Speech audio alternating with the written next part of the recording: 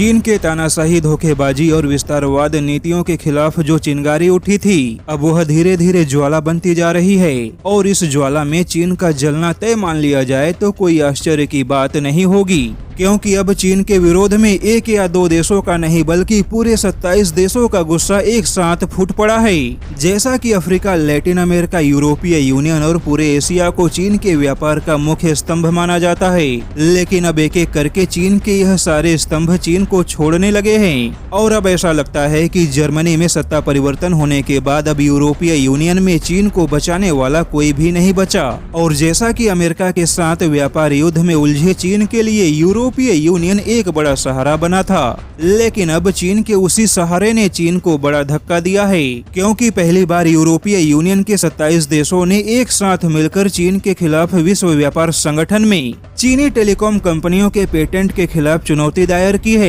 और Angela Merkel के जाने के बाद यह पहला मौका है कि यूरोपीय यूनियन के सभी देशों ने चीन के व्यापारिक नीतियों के विरोध में हाथ मिलाया हो। दरअसल यूरोपीय यूनियन के सभी 27 देशों ने चीन के खिलाफ विश्व व्यापार संगठन में कानूनी चुनौती पेश करते हुए कहा कि चीन की अदालतें लगातार यूरोपीय संघ के कंपनियों के हितों को नुकसान पहुंचाने वाले फैसले ले रही हैं और यहां तक कि यूरोपीय यूनियन के कंपनियों के पेटेंट भी चीन में सुरक्षित नहीं है, क्योंकि तेजी से यूरोपियन कंपनियों के पेटेंट की चोरी हो रही है और ऐसे मामलों में चीन की अदालतों में कोई सुनवाई नहीं हो रही। और अब चीन अपने विनिर्माण केंद्र होने का बड़ा फायदा उठा रहा है, क्योंकि विनिर्माण का केंद्र होने की वजह से चीन की कंपनियां न केवल यूरोपीय यूनियन के कंपनियों के पेटेंट को चुरा रही हैं, बल्कि उसी पेटेंट के आधार पर खुद के सामान बनाकर मार्केट में बेच रही हैं। और पेटेंट चुराने में चीन की टेलीकॉम और मोबाइल कंपनियां सबसे आगे हैं। हालांकि चीन ने ऐसे आरोपों का खंडन किया है और दावा किया है कि यह कुछ देशों के गठजोड़ का नतीजा है जो चीन के व्यापार को नुकसान पहुंचाना चाहते हैं।